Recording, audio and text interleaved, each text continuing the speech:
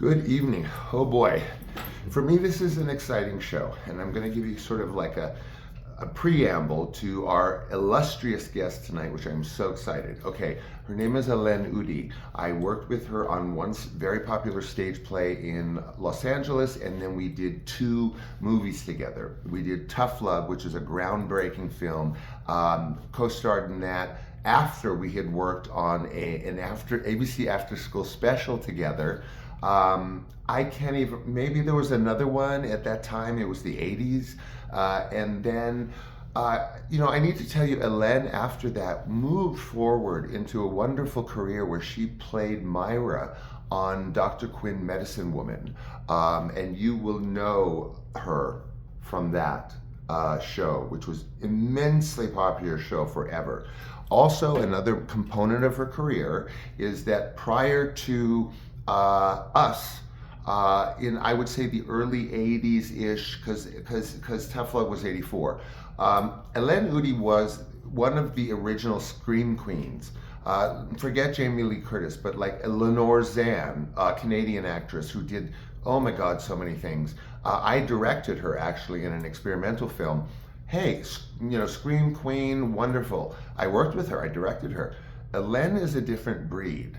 She comes from a very distinguished background in performance arts, but she is so versatile. She does Wendy O. Williams with a guitar screeching because she's got this edgy quality, but then her versatility swings her to the other side of this iconic sort of cult film actress from a distinguished career into Dr. Quinn, Medicine Woman, where she co-stars with Jane Seymour, who I did a miniseries with years before, as this very soft-spoken, very just gentle soul in this series, sort of opposite of Jane Seymour. So there's that. And then she plays Pell on Star Trek Deep Space Nine, the first of the Ferengis as a female.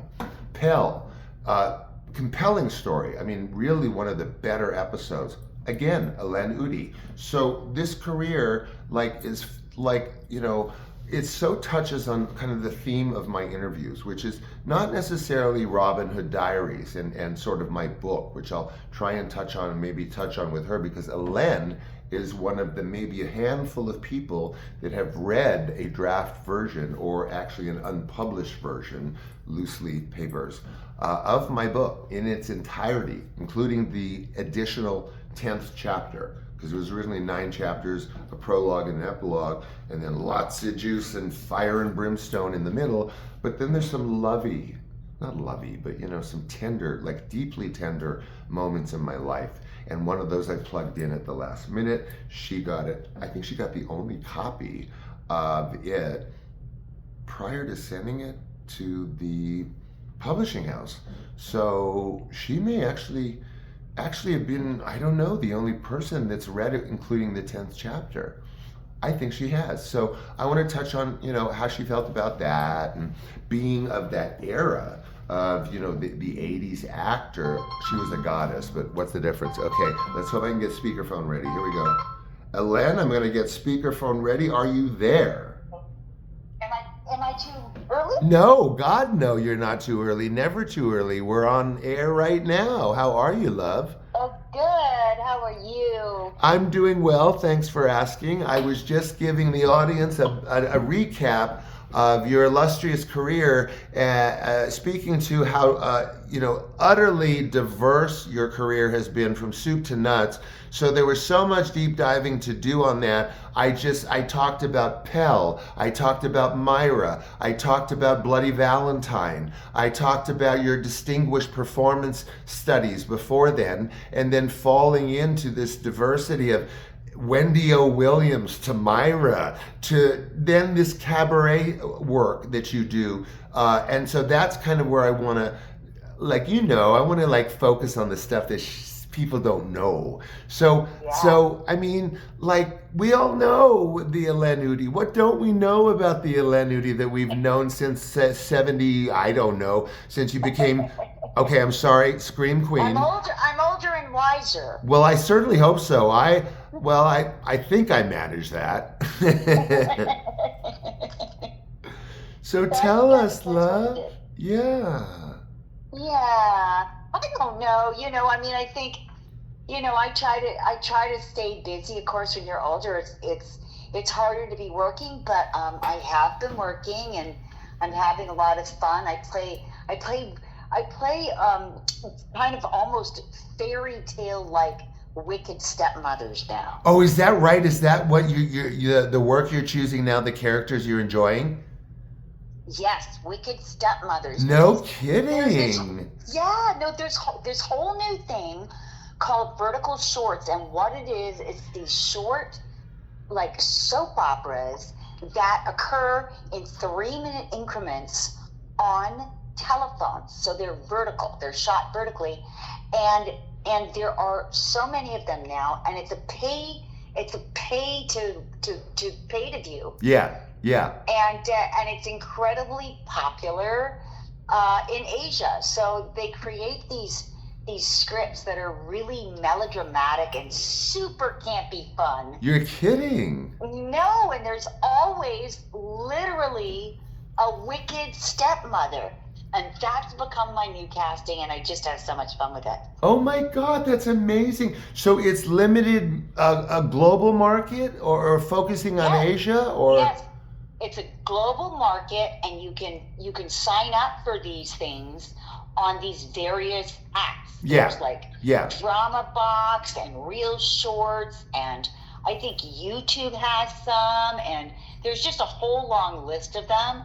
And people sign up and to view an hour-long soap, right? Because that's what we shoot, but it's broken up into like 3-minute spurts. Yeah. You can pay up to $80, and people do. Just to watch the novella? Yeah. Oh my God. You should try to get on them, Sean. They're so much fun, and it's so campy. Oh, if it's campy, really, then. Really fun to do. I know you don't live in town. That's no, well, yeah, all kinds of problems with that. But so you're always welcome at my place. Well, I hope we've talked with the book release. Yeah. We'll see. Well, hopefully, when you come to do your book opening, we're going to have a book christening with champagne and all sorts of stuff. I'm looking forward to that. Yes, me too. So tell me about this lunge. Well, not lunge, but this sort of like water slide from this such a varied, illustrious, and I will say long-standing. We go back. we were 19. We were. I don't even know if you were 21 when I met you. I think No. you were 4 years younger than me. No. Well, yeah, but you always looked younger, so you always got different kinds of work than I did. Well, I look younger too, but you and I did our first thing together, which was, I want to say, was it the after school special or was it Tough Love? It was, I think, the after school. Gosh, I don't know which one. It was 601, wasn't it? Those two movies, I can't figure out which was first. I feel like it was the after school special. Okay. I just gotten with the Gersh agency. Okay. And that was one of the first jobs I did with them. Tough Love came later. Okay, well that was it then. Tough Love came when I had a manager. Okay. Well, all I can say is Tough Love, I was, God, Helene, I was 17, 18. So what were you, like 20-ish? Yeah. Okay. I would have been like 22, I think. Okay. 21 or 22. But hey, you got away with 16 really well. Yeah. Not complaining, not kicking that out of bed. So we have that. We've worked together. We did the stage play. Very popular. Unfortunately, you had to leave this little stage play because bigger and better, always for Helene. And next thing I know, you're on Dr. Quinn as Myra, and I had to find out, like, good knows that you were well into a season before I could grab it. But we've covered a lot of that. Tell me about this slide into cabaret performing. Yeah, you know what's so crazy about it is when I went to theater school, I never thought I'd end up in the theater. My experience at theater school was such a nightmare. I dreaded it. And I kind of, I just never thought that theater would be my thing. It Yeah. just felt so. It was a very challenging No experience, put it that way. kidding. Wow. But then I started getting into clowning, which I discovered I really liked. I started taking classes that were good for me because I got kicked out of theater school. Oh my God! I was guilty about it. So I started taking classes in Shakespeare and all sorts of things that I had missed because I wanted to complete my education on my own. And I landed on clown and fell in love with it and have been sticking to it for probably about 15 years now. I've been doing the cabaret show since 2016. And that was just to give us clowns a place to play. And I don't know, came out of a dream. Like one night, I decided I was going to do a show, and I was going to call it Was ist das? I don't even Was ist das? But that came into my being. But I've always loved that movie, Cabaret. Oh well, please go ahead. I mean, please. So I think that in the back of my mind, I was setting up that kind of a stage for myself. Right. And really, that's the essence of the show that we do. I use clowns very, very liberally. Yeah. It's the kind of clowns you'd see in the movie Cabaret. Or in Brecht. Yes, it's very Brechtian. Very Brechtian, yes. Okay, so then did this morph in like did your idea, how did it involve other people? How did you develop the idea into projects? Well, this is advice I would give anybody. Yeah. With everything that I've ever done, I have been really relaxed about it, whether it was going to be successful or not. Oh, see, that's how I am with my book. I'm sorry? Oh, I was just saying, same kind of approach in my brain to my book. It's very much for my own growth. But go ahead. Exactly. Yeah. Yeah, that's really, really exactly. You write it from a place of truth for your heart, for yourself. Yeah. And that's the beauty and the success of it. Yeah. But a rolling stone does gather moss. Yes. And things I've always said, keep moving forward and the doors will open around you in ways you couldn't even have conceived of. Wow. And that is so true about life, don't you think? It is. Yes, I do think. Yeah. You have to keep moving in a direction. You can't stay still. No. You atrophy. Your life atrophies. Yes. And even the smallest thing, whatever problems you're having in your life or challenges. Yeah. Just move a little, even if it's getting out of bed. Yeah. Because I have a theory that movement creates a ripple. And just like throwing a stone, it seems small. But the ripple around it gets bigger and bigger and bigger, and you just don't know. You never know. You don't. Yeah, I was talking the other night myself personally, because I share clips with, my audience sometimes walking and sort of thinking, and I was talking with them about, what I find, helpful lately, at least for myself, is, on those like immensely challenging moments, Sean, just do what is in front of you right now, okay? Yeah. Not what that's going to affect tomorrow morning, because tomorrow morning is going to take care of itself whether you like it or not, good or bad. But just for your own peace of mind, just do what is in front of you, and guess what? You have control over what you put in front of you. So get yourself together in a beautiful, wonderful, healthy way, and put those things in front of you, and only do that thing in that moment or that day. You know what I mean? Yes. It's kind of CBT-ish, but What is CBT? Oh, like cognitive behavioral therapy, or like, No, I mean, all of that is all of that serves a purpose. Yeah. It is so True. And with anything that you're doing, if it's trying to produce a show, if it's trying to, just take care of your life, it all relates to that idea of try to embrace the thing that is in front of you. Exactly. With joy, life is short. And I have a lot of faith in the universe. Oh, me too. Do you? I do. At my worst moments. Don't you have moments where you're like, there you go, there's a sign? Yeah. Well, yeah. I mean, I am, religion or not, I do take, I don't want to say signs, but what I ask whoever, myself, my mind's eye, God, the universe, is to just help me to really just make good choices, good healthy choices, and put those things in front of me and do them. Yeah. Well, that is bound to do, that is bound to make life good. Yes. But by the way, I didn't tell you this, but what? My identity got stolen. Oh, that's right. You told me. What a nightmare is going on right now. And I want to tell you about it just because it can happen so quickly. Yes. So folks out there, do not respond to your bank calling you and saying there's been fraud on your account. No. It's very scary. No. But say thank you very much and go straight to your bank and talk to them about it. However, my world is spinning right now. Yeah. But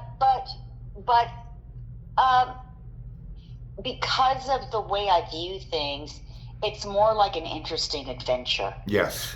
Yeah. Well, hey, it's got to be, Life man. is not always good. No. Difficult and challenging things are going to happen. Yes. Difficult and challenging things happen every day. Yes. Yes. But how you view it can make life really pleasant or not pleasant. Right. Right. And that old bromide lesson learned. Hey, Helene, if I didn't use that on myself every damn day, when everything's crumbling and the washing machine's broken and I have $10 a day to live on for 2 weeks, well, you have to put it into perspective, man, right? Yeah, absolutely. It's all part of the adventure. It is. It's all part of the beautiful adventure. And then it's, I've seen your place in pictures. It looks gorgeous. Oh, listen, thank you. My husband and I it's a blend of some stuff that we've inherited. Plus, we hit thrift stores at the right time here in Tucson when we moved here, and we just went mad finding stuff. I would Google it on my phone, like, oh my God, this is signed. Look what it's auctioning for, and buy it. So we loaded up the house with that stuff, and so that we're house poor completely. Everyone knows I panhandle.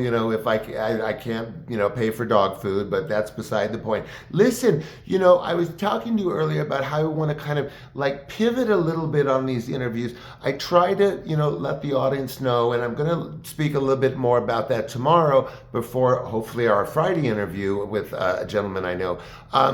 You're the only one of a very handful, if less, people that have read my book.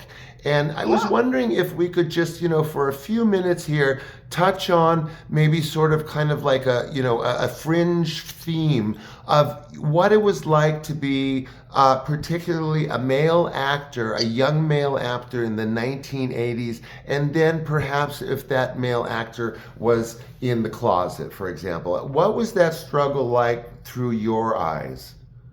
Well, I had a really front row seat to it because I was on Dr. Quinn when Chad Allen got outed of course. the rags. Yeah, of course. And I can tell you that it was devastating. One of the stories that I have is, of course, I had a huge crush on Chad. Although he was much younger than me, but I didn't care. Right.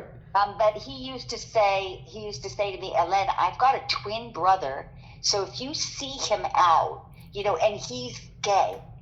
So if you see him out, just know we look so much alike. It's not me. It's my brother. Was he serious? Like, okay, and I had no idea why he was volunteering that information. Oh, wow. We did see each other out every once in a while, but I didn't notice one thing or another. Wow. Turns out he doesn't have a twin brother. No, he's a twin sister. Of course. But and then he got outed somebody took pictures of him at a swimming pool up in the hills and whatever, frolicking and just enjoying his life. Yeah. Thank you very God much. God forbid, you know? And it was devastating. Oh, man. How it broke him to pieces. Slaughtered Prince, he had people. done Coming something out. wrong. Title of my book. It was awful. It brings tears to my eyes even thinking about it. Oh, and yeah. Eventually, after Dr. Quinn, he left the business. I know. It drove him the frig out of the damn business. Yeah, it did. Oh my God. And I can't. I mean, Sean, I knew when you and I knew each other, you dated Dee Dee Pfeiffer. Well, Dee Dee Pfeiffer and I dated the whole time through that film, and then afterwards, I didn't consider her my girlfriend or vice versa, but we seriously dated. She was one of the, well, you know, woman-wise, she was kind of the love of my life at that time, and it was very mutual. It wasn't like I was coming on to her, she was coming on to me. It just happened organically. I mean, it was great. Yeah, you know, but I was, I don't, you know, I'll kind of flub this, but I was a functioning bi uterino at that time. But I've always been, you know, bi, gay, I didn't know kind of at that point or whatever. And then, of course, like Chad telling you that he had twin brothers, I got married. I love my ex-wife. She's a goddess. But we all know why I got married, Helene. Right. We all know. Oh my gosh. I mean, I have to ask you, how did you live through it? How did you live through it? Well, I don't know. I mean, you've read my book. You mean the survival out of it part, I don't know. I think it was because I got so sick and tired of everything that's in my book that I had to walk away because my first partner died in my arms, HIV-related complications. My second one, you know, again, HIV-related complications. And this was from 20 to like 23, 19 to 22, whatever it was, you know, right after friggin' Tough Love. And I quit. I couldn't go to another audition, Helene. I would look at casting directors and I want to like vomit on them. So, God forbid they don't listen to me, look to me, or answer a telephone. I'm gonna turn their desk over because I couldn't take it seriously in a profoundly sad way, and I knew it was time for me to leave. Right. No, and I've had that feeling. I mean, that can happen to an actor where you suddenly say to yourself, this is a ridiculous way to make a living. Yeah, absolutely. I mean, it can be a beautiful way to make a living. Yes, it can. But it can also be a very stupid way to make a living. Yes. If you're living, you know, with the things you need to do, like why am I compromising myself to this degree? Yes. And think about how fluid and easy it is nowadays, Helene, compared to when you and I were there. Had some of these actors had the fluidity and the understanding and the sort of global awareness about these issues, it would be so, you know, virtually a no-brainer. But back then, the wrong swish of your shoulder and it's the kiss of death. Right, but the irony is, and I guess you get really, really dishy, by the way, but not too dishy. Yeah. I think it's very respectful. Yeah. But, you know, you're just telling it like it is. Yeah. I mean, at that time, what you had to deal with was I didn't have to deal with those things. I was very, very clear about my boundaries with men. I wasn't a sex pot. I didn't present like a sex pot. Yes, no. But you were a beautiful young boy, and you were dealing with all sorts of people in the closet. Yeah, so I know. They were lying. They were, you know, there was. I mean, you know, it was alive and well there. So you had double whammies to deal with. I don't know how anybody survives something like that. Well, I will sort of kind of tie things up a little bit because we touched on so much, and I'm so glad that you were able to address my book a little bit. One of the really things that I know you probably noticed in several of the chapters is that I am really feeling like the only one to tell this story left. Right. I think I am. And I know that I've lost friends in the industry, Helene. I've been ghosted. some have outright just sort of, like it's too much information for me, or it's very obvious that they're not staying in touch with me. But I'm pushing 60, Helene. I'm the only one left, and somebody has to tell it.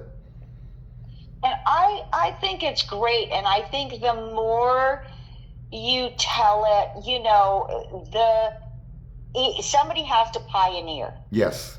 Somebody has to pioneer and stand by the truth. Yes. And I don't know, it'll cause a ripple. Yeah. And eventually that ripple will be a very, very good thing. We are heading in the right direction, but it's not over. It's still a cesspool out there. Well, I'm glad you admit that, Helene, because that's kind of the point of my book, is that, look, this is not sort of rehashing the way it used to be. There's lots of current issues. I won't touch on it, but like there's the Me Too, of course, and whatever. Well, I have nothing against that. Rah, more power to you. But it didn't involve the intensity and the severity of things that went on with me and with many others that I call slaughtered princes. I hope you keep an eye out. Of course, we're in touch all the time, but I set a tentative release for the 25th, but as you know, I am doing a vanity press. I've been through 3 publishing houses online. I'm now doing my 4th backup approach, because first it was tech support, now it's customer support. I'm in hell. So I'm going to get it out. I'm going to keep you posted. And do keep me posted. Of course, because we're going to do LA. That party. Yeah, we're going to do LA. We're going to do LA. We're going to do LA. I got to see you, man. I got to see you. Okay. Okay, love. I adore you. You're a goddess. Love you. You have been. Love you. Talk to you soon. Okay, sweet love. We'll talk soon. Oh, wait. What? Your charity. Oh, okay. So the charity that I want everybody to just join the charity on Instagram. Hang on a second. That's okay. Taken a picture of it. Yeah. It's called the Assembly Shelter, but the spelling of it is very challenging. Okay, well, go for it. Go for it. The Assembly Shelter on Instagram. Where is it? It's spelled ASIIM as in Mary, WE, and it's Shelter Uganda. And if you just follow these boys as they post and click on their hearts and send them messages or whatever, they can make money for the shelter just by doing that. And they're very devoted young guys that have this shelter they've put together. I've been following them for a couple of years, and I can say that, people say about Uganda shelters or whatever they say that, it's just a scam. Yeah. But I can say that these guys, if you look at all their videos and stuff, and I've known them for a couple of years, so you can they're vouch. Very sincerely trying to take care of these animals and do the best for them. So it costs nothing to follow them. And click on things. So please follow them and click on things. So that will help them out. Following and clicking is going to help them, right? Exactly. Following, clicking, commenting, those things put a little money in their pocket. It costs you nothing. Good, my love. Well, you know that I worship the ground you walk on when it comes to fostering, but that's a whole nother show. So, sweet love, we're at 28 minutes. I try and cut it at 29 because I don't, that the interview is the only one that draws the views, my dear. So I showed you the numbers on your promos. We're talking in the hundreds. So I love you dearly. We will be in touch. And I cannot again thank you enough for joining me tonight, Helene. It was such a pleasure. Okay. Talk to you soon. I will. Bye-bye, love. Bye. Well, there you go. I couldn't ask for more. I mean, these interviews, I love me talking to you and sharing information, and it's a hit and miss kind of thing in terms of interest and all of that, because we're all everywhere with our interests and our mood that day and what we're willing to listen to, because I know it says 9 minutes, 26 minutes, what do I have the time for? But the interviews, they're stellar so far, and they're only going to get bigger. I got international people coming in, hopefully end of the week or next week. So I love you. Thank you for joining me, and I'll obviously be seeing you soon with something, if not tomorrow night at 10 as usual. Take care.